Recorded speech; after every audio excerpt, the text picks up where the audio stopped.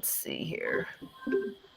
Started. So why don't you, Art, why don't you start a little bit, giving us a little more background on the group that's formed and kind of what the priorities are as far as you see it. Sure. Okay. Well, Dubuque County Land and Water Legacy was formed as a PAC, a Political Action Committee, which is a requirement when a conservation bond needs to be introduced. That's it has to come from a citizen committee, and that committee takes the form of a PAC. So we are a Political Action Committee, and this was formed just in kind of mid 2021, June I think. But the process goes back further to, well, let's go back to 2017 when another group formed earlier and was hoping to do the same thing that we're doing now. But at that point, they realized quickly that in order to move forward, they really needed to have a master plan for the Dubuque County park system, and in general, even more broadly, incorporating the ideals and aspirations of the other conservation groups that operate in Dubuque County. And so that process began in 2017, and ultimately by October of 2020, the plan was completed. I have a copy of the 282-page plan here. It's also been widely publicized on our website so that you can easily, perhaps you have already looked at it, read it, and you probably did that at the time it was published in October of 2020 as well. But it's a very thorough and complete plan that involved lots of input from citizens, a broad coalition of organizations that came together.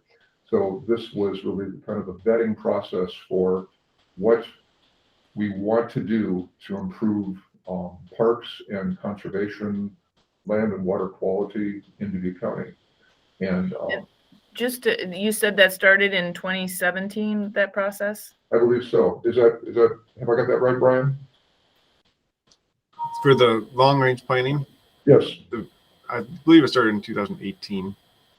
18. Well, okay. Okay. And I know I was part of some of those early meetings, and I'm just curious if do you have an idea of how many? I know you did some surveys and some in-person things and interviews. Do you have any idea how many citizens weighed in and were part of that gathering of information and opinions? I know Brian has been using those statistics in his presentations, and I don't have them at my fingertips, but you're ready to go with that, Brian. So how do you want to proceed? I do have a PowerPoint program that I've shared with other folks. Do you want me to share that, or? Sure. I'm not sure how to share with Google. You can share your screen. Right on the bottom, you'll see a little box with an up arrow on it. Third from the right. Okay. And then you can either share a window, a tab, a screen. So I have the tab open. Share tab. Not popping up. Well, maybe you can just give us some of the highlights of the things that you. Yeah, I'll pull it up here. So it was a 2-year planning process. We approved the final long-range comprehensive parks, trails, and open spaces plan in November of 2020. So there were originally a 13-member steering committee. We held 11 public input meetings. We had about 30 individual interviews with community leaders, and we reached about 5,300 people via social media. We received 302 written comments. There were a total of 5 articles in the newspaper about that process. So COVID came in right at the tail end of it, but we were through most of our public meetings. We held public input sessions in Dyersville, Cascade, Asbury, Sherrill. So we wanted to get a representation from the entire county. So we had those available, as well as one in the city of Dubuque and some out here at the Swiss Valley Nature Center. So.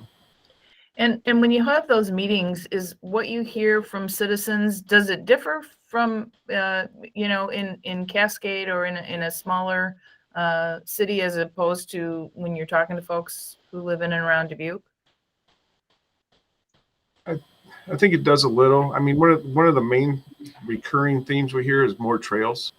The public really loves trails and wants more access to them, whether they be, areas like Swiss Valley Nature Preserve, the Heritage Trail, which is a,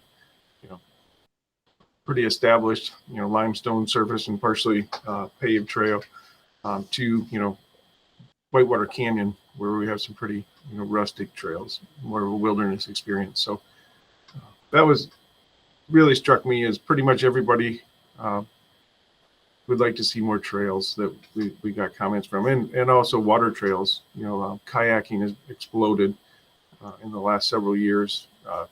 Traditionally, Dubuque County was not an area that was open to water trails because they weren't navigable for much of the year. You couldn't get a canoe down them, but with the advent of the kayak, that opened up a lot of our waterways.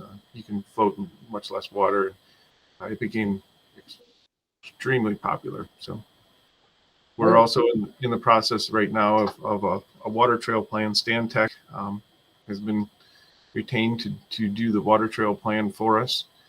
They're currently working on that now. So it includes Lytle Creek, the North Fork of the Maquoketa between New Vienna and Cascade, and the Little Maquoketa from Graff onto the Mississippi River. So.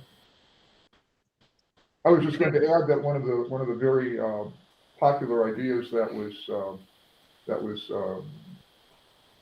discussed at the meetings, especially when it was out in the cities in the central and western part of the county, were links from Heritage Trail and I guess from other established trails into the towns to actually complete the loop complete the path, I guess, of bringing people on trails into the towns, and also make the trails more accessible to people living in those towns.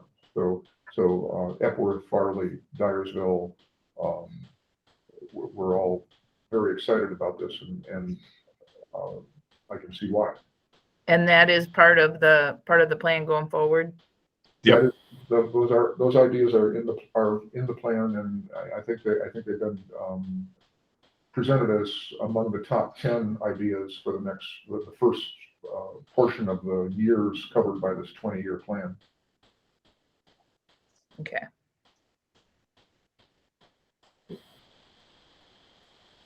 there were a lot of ideas too that came out in those public input sessions that were great to receive that I had no idea that people wanted. So it was great to get that input. A lot of folks wanted more wilderness type experience, more remote camping. So those are incorporated into the plan as well.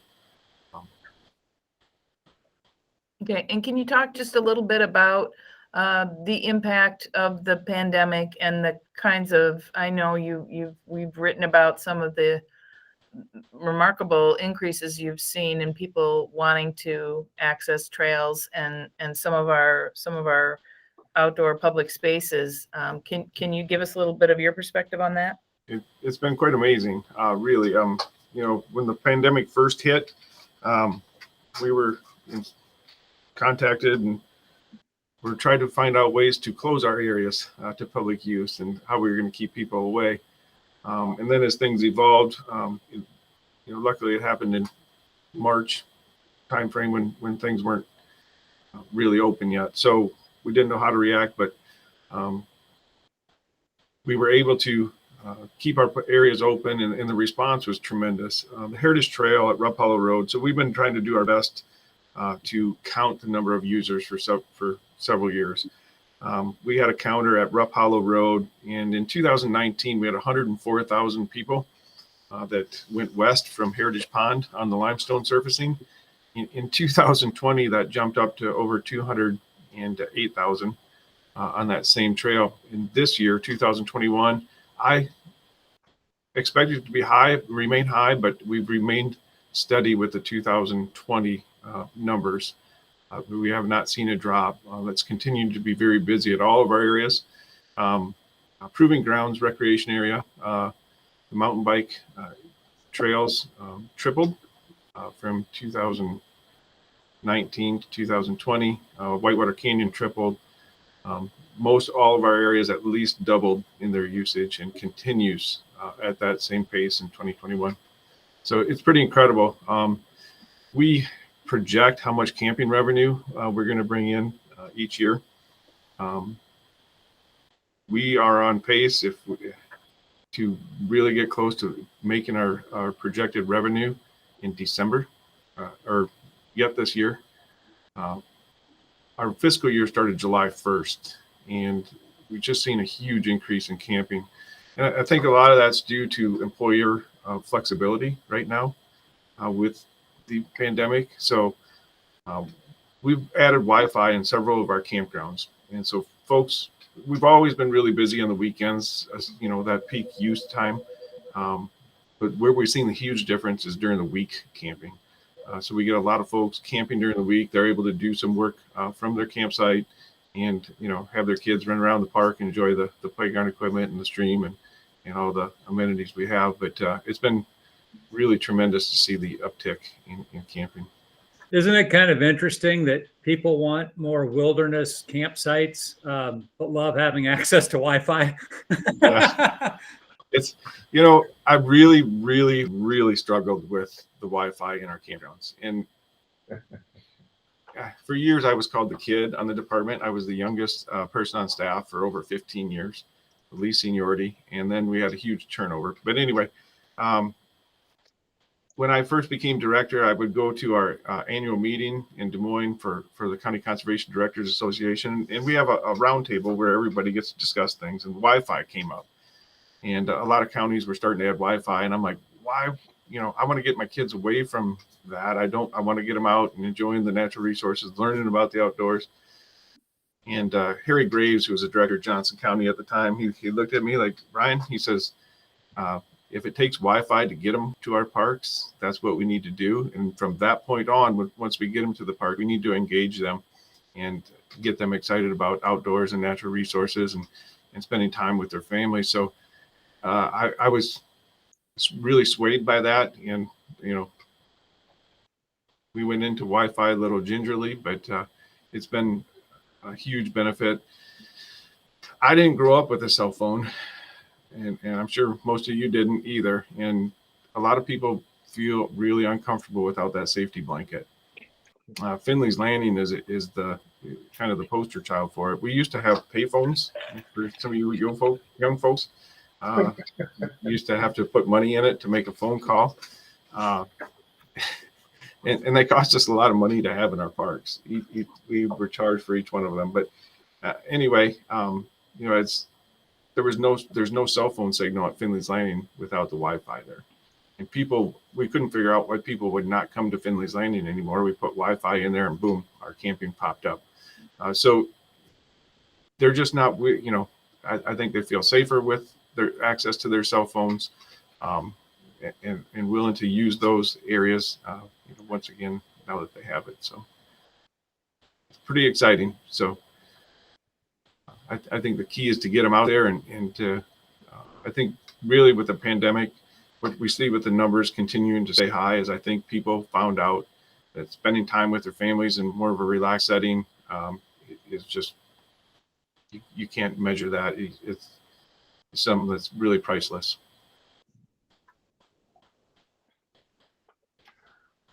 We saw also during the pandemic that, for example, bicycle sales first skyrocketed and then plummeted when there were no more stock. There was no more stock of bicycles. If you wanted to buy a bicycle in the middle of that, you would be out of luck. because there just weren't any to be had.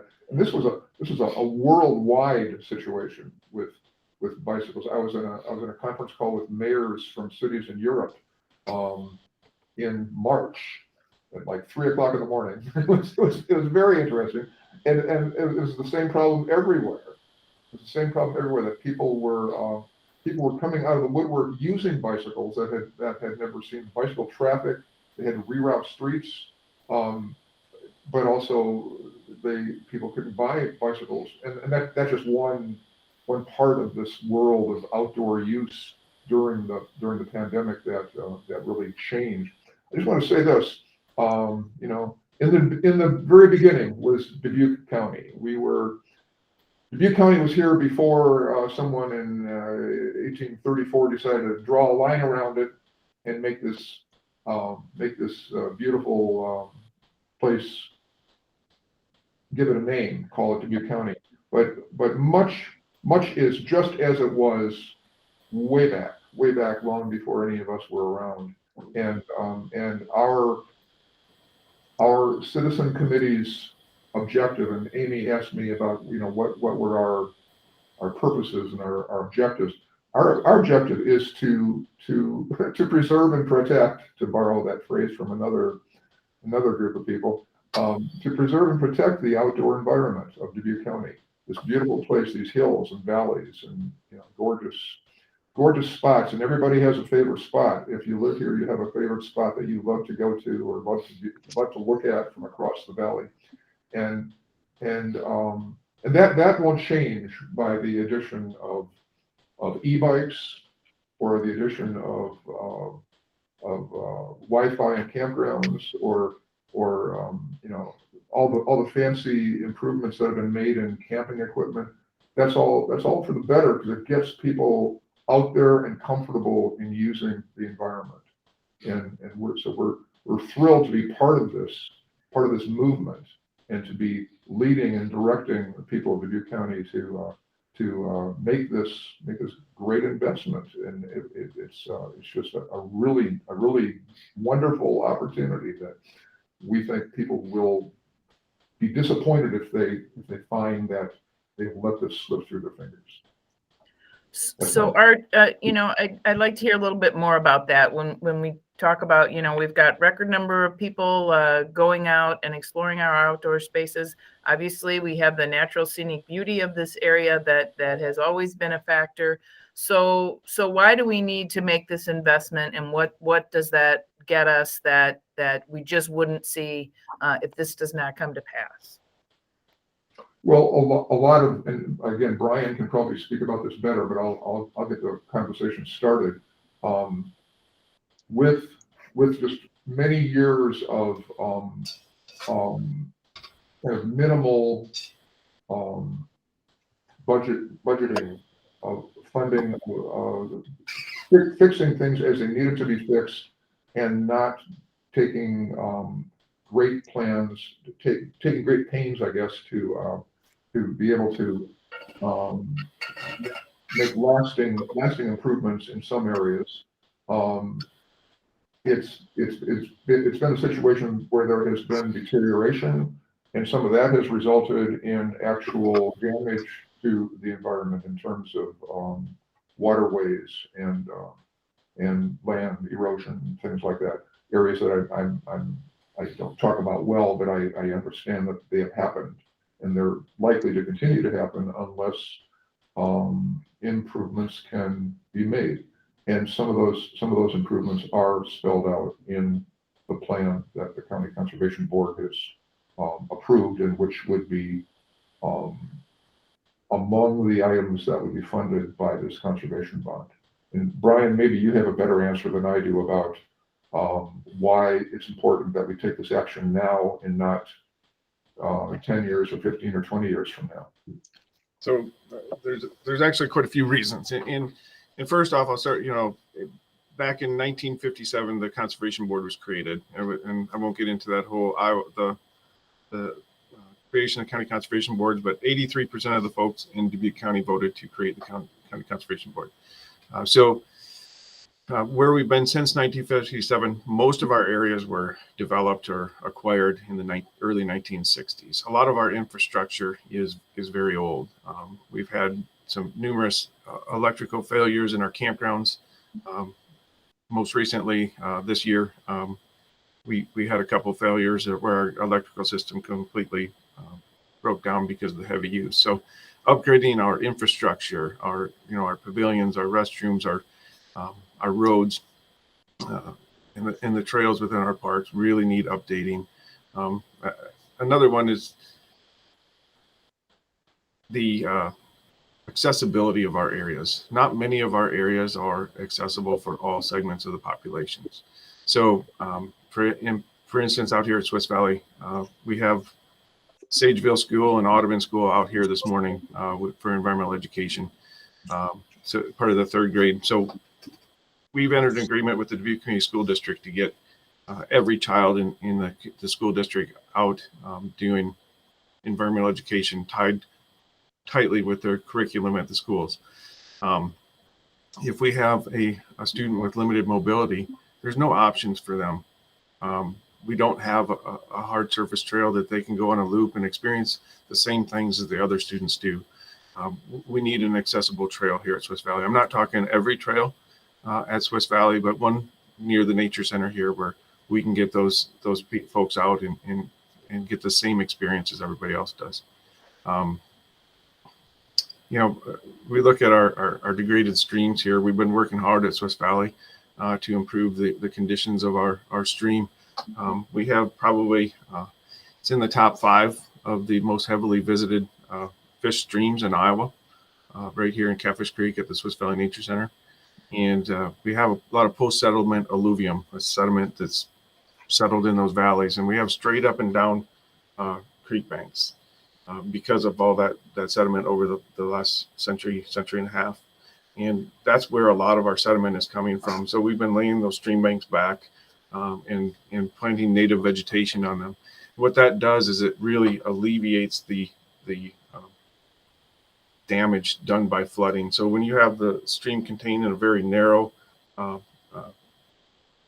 ditch, we'll call it, it gets a lot more power, it gets moving a lot faster. When we pull the stream banks back, it loses its energy, it slows it down, it deposits that sediment out, and it doesn't get into the Mississippi River in the Gulf of Mexico. So things like that, we're very far behind on, and need a lot of those areas need work, need repair, getting back to our native vegetation and restoring that natural hydrology that existed a long time ago. Yeah, that kind of brings me to I was going to ask as well about the references on your materials to water quality and what actions you might take. So it's the replanting of native species, and does that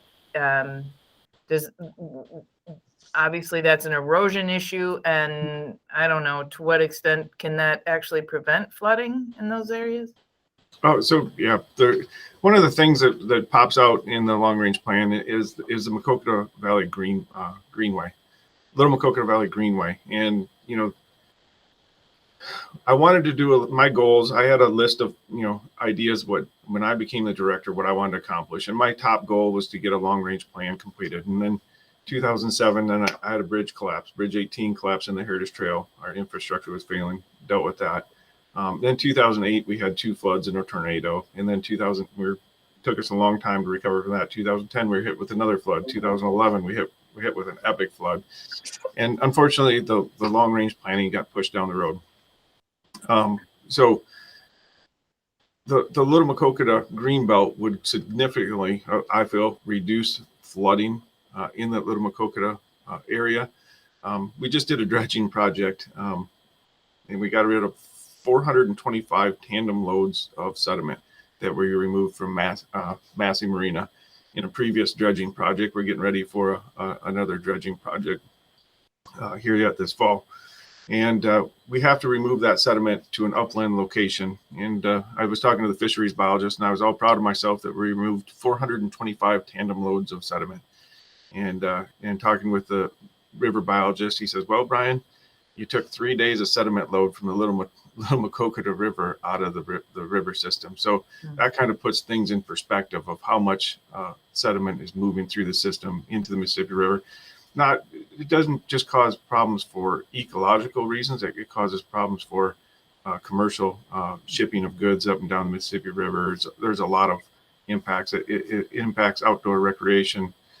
So, I do think, specifically that the Little Macocata Greenway project, which is not a new concept, it was brought up in the 1961 plan as being a priority, would have significant impacts of reducing flooding, reducing sediment load and nutrients going into the Mississippi River.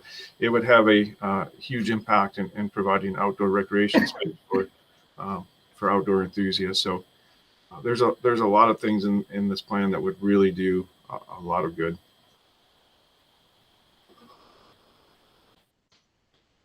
And for my own selfish reasons, I hope it reduces flooding damage to the Heritage Trail, because I hate fixing flood damage. But we've become much more resilient over the years. Everything that we've done is done in a calculated. We look at the issue and make those steps slowly and calculated so that we're not making the problem worse. So we have improved a ton of infrastructure on the Heritage Trail, which really lessens the impact of flooding on the trail. But I don't think we've had a much wetter period over when I first started with the conservation department.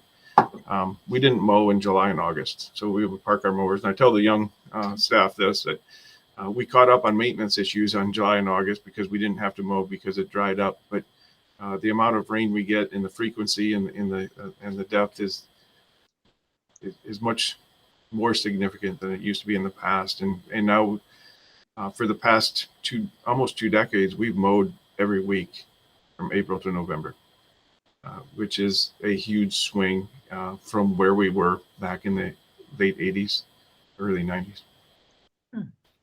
So there are significant changes to our weather patterns. I won't get into climate change, but our precipitation is much more frequent and much more severe than it used to be.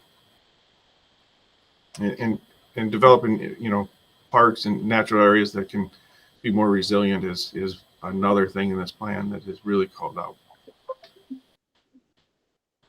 Brian, you've been talking about trails and accessibility and so on, and Art mentioned bicycles, but can you talk a little bit about all the different potential uses of these trails, whether they be running, walking, biking, or other uses during the warmer months and the winter months and so on, all the different trail uses?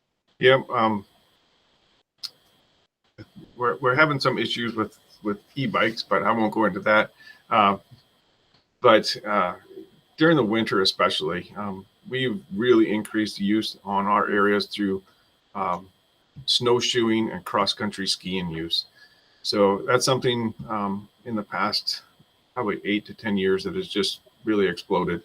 Winter used to be a really slow time for us, but our friends group has been a great supporter, and they have provided snowshoes for folks to borrow here at the Swiss Valley Nature Center while they're here visiting, and cross-country skis. And it's been a huge swing in winter use when we have snow conditions, and I think it's a great.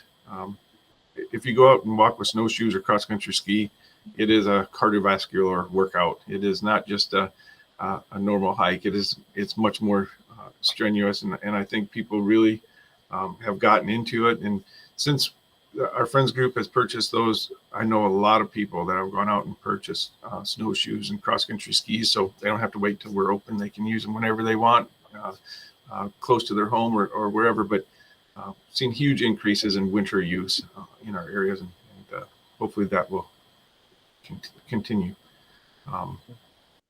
Summer use, we've been just about maxed out on what we can provide.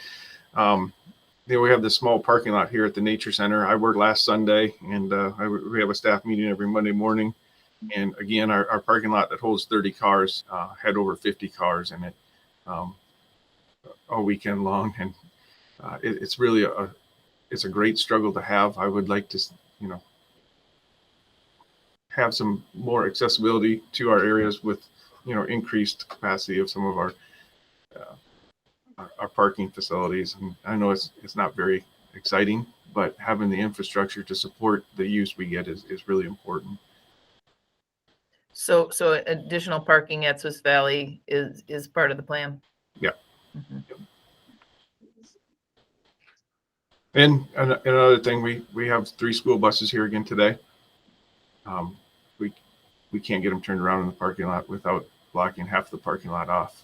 So, accessibility for buses, not just the school buses that come, but there's a lot of tourism. We get some charter buses in here, and having the ability to get them in and out of here is really important. So I'm gonna jump in here. So there obviously, prior to this referendum issue coming up, there's a funding mechanism that goes, into a pot that is used on these projects. And there are a number of counties across the state, I think the vast majority, who haven't passed this kind of measure. I guess, what do you say to folks to really kind of drive home why Dubuque County should be going this route to kind of, put aside this dedicated pot of money for these kind of projects? Yeah, I think, almost 60% of the counties in Iowa are losing population. And I can't quote, I've been asked where I think our most valuable commodity that we export from Iowa is not corn, it's our college educated youth that move out of the state looking for more recreational opportunities. Folks try to locate now where they want to live versus where the jobs are. And I think we need to be competitive to attract that workforce here to the community. I think that's borne out by the Chamber of Commerce support for this effort. I think there are several counties, or Polk County, Linn County, Johnson County, and then there's a smaller county in southern Iowa that recently passed a referendum. I think others are looking at moving forward with this idea. I think those are really growing communities. I think it's done a lot for the community. They've been able to leverage those dollars from the bond, several times and really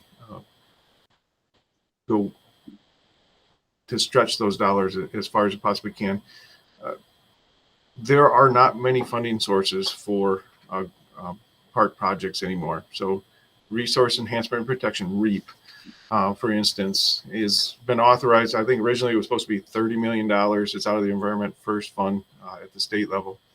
It supports, historic preservation, outdoor recreation, environmental education, and cities, counties, and even private individual organizations can apply for money through REAP, and it also funds conservation projects on private land. So it's funded at $12 million, has been the last several years. REAP is a really important program for us, but it's not been fully funded. There's not the dollars in it that there used to be. There was a park infrastructure grant program that when I was started off my career, we were successful in getting a few grants. That program doesn't exist anymore. So there's a lot of funding sources that just aren't funded or don't exist anymore. There's a lot of competition for those dollars. The fish habitat and wildlife habitat stamp. So when you buy a hunting or fishing license, a portion of that fee goes into a pool that we can compete for projects. We've been really successful over the years in getting some of that money back into Dubuque County for especially for fish habitat projects. But then again, it's a very small portion of the total need. Justin, I'd like to add to the answer to your question about why use this method for funding, and why aren't other counties doing it? In fact, in the election in 2020, nationally, we know of at least 26 county bond measures that were introduced, and in fact, every one of them was passed. And different, I think different counties have different levels of what's required. Here in Dubuque, in Iowa, it's 60% or more of the people voting for the measure have to vote yes.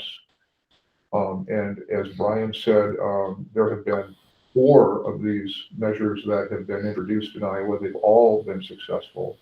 And in fact, Polk County, who had one, I think in maybe 2012, I'm not sure, I don't want to for sure say the year, but I think it was 2012, but they're coming back again this year with another larger conservation bond measure that'll be on the same ballot, on the ballot at the same time as ours. So we'll be watching that and hopefully celebrating our successes together.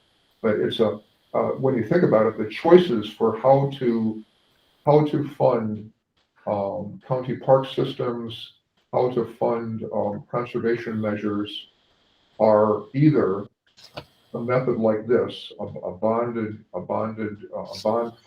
process, or in some cases sales taxes that have been used in some places, some states, and often not a favorable thing to voters. The introduction or increasing of fees to have an entrance fee for every park, or those kinds of things. That's only a partial solution because it doesn't solve funding a lot of the conservation measures that we've been talking about, or just kind of incremental budget management year to year. Let's ask for 5% more this year, and maybe we can fix that bridge, and maybe we can fix that stream. And that's a lot of how it's been happening. I want to also point out that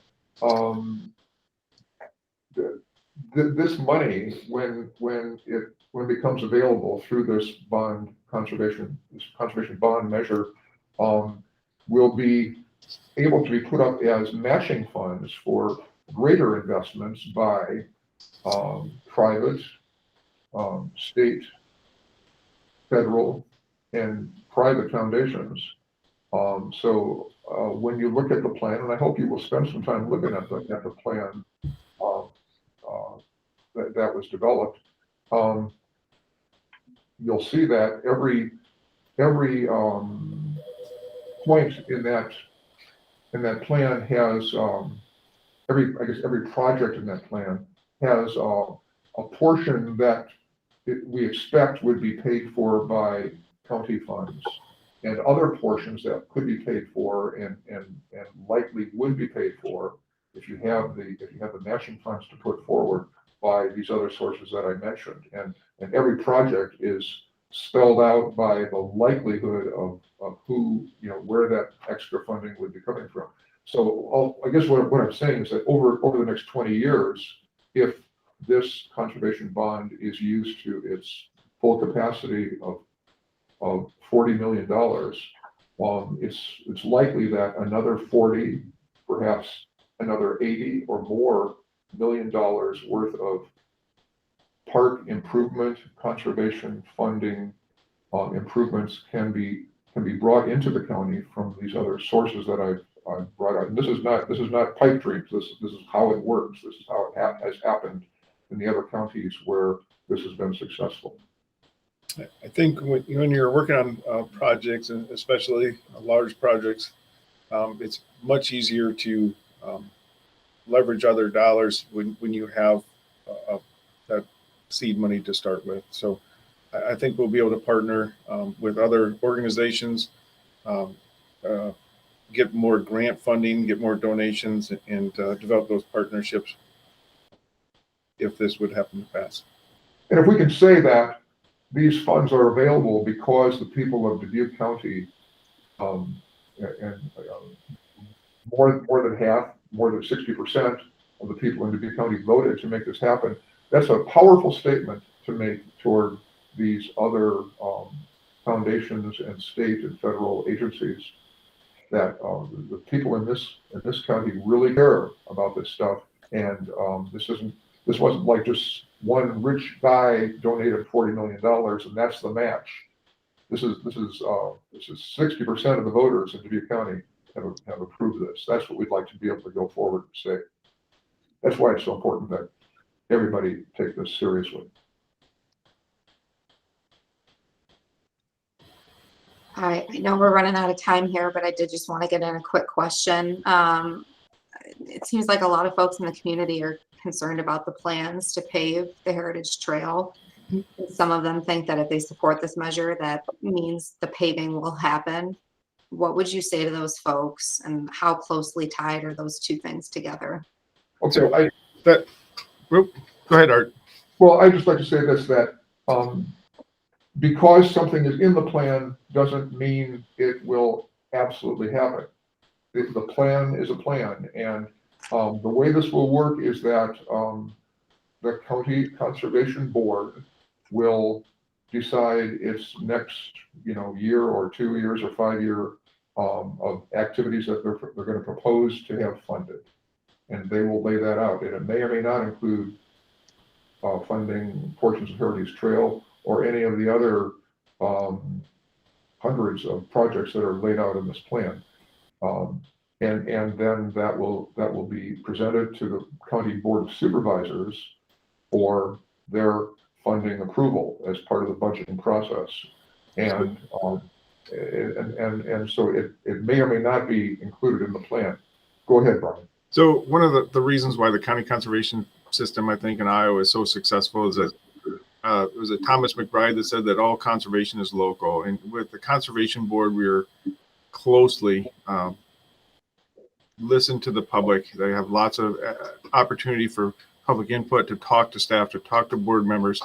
Any projects, there will be a lot more planning and public meetings and public input before those projects move forward. So folks, if they want or want it paved or don't want it paved, will have a lot of opportunity to voice those concerns, prior to any of those projects starting. So there will be public hearings and public input sessions and more public meetings, and this long range plan is a living document. So it'll be updated, and it's supposed to be updated every 5 years. So we'll be reviewing it every year, looking to see if these still are things that should be in the plan or things that should be changed. So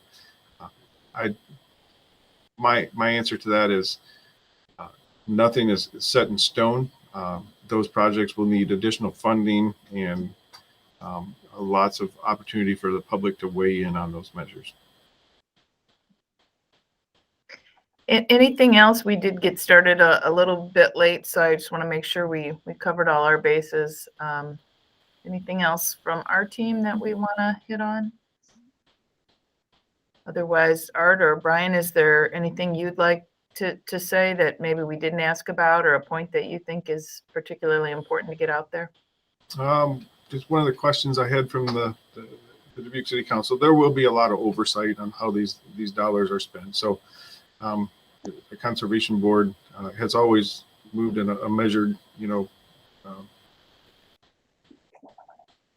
means. So there will be, what will happen is the conservation, if this would pass, the Conservation Board would make a list of proposed projects that would go to the Board of Supervisors. So the Board of Supervisors would have to approve that to issue those bond funds. Then when it comes back to the Conservation Board, there would be public hearings and public input. All of our projects are audited, so there will be complete transparency on any funds that are spent. And then with this, there is also a advisory board that would be put together by the Board of Supervisors that would review the projects and make sure that those dollars are spent in the manner that it was laid out in the bond measure. So I think there's a lot of transparency, accountability, and I'm confident that we'll be able to successfully move forward. So. To those people who absolutely want to see Heritage Trail paved, and to those people who absolutely don't want to see Heritage Trail paved, and for those people who want to be absolutely certain that more disc golf opportunities are put into Dubuque County parks, and those people that want to see more tent platforms for primitive camping, all those people will have an opportunity to once again speak their mind at as the budget proposals are developed, and then as they are up for approval. So lots of opportunity for citizen input, and that's the beautiful thing. This has been a citizen-driven process from the very beginning, and I'm happy to see people excited about all the aspects of the plan that could be funded by this conservation bond.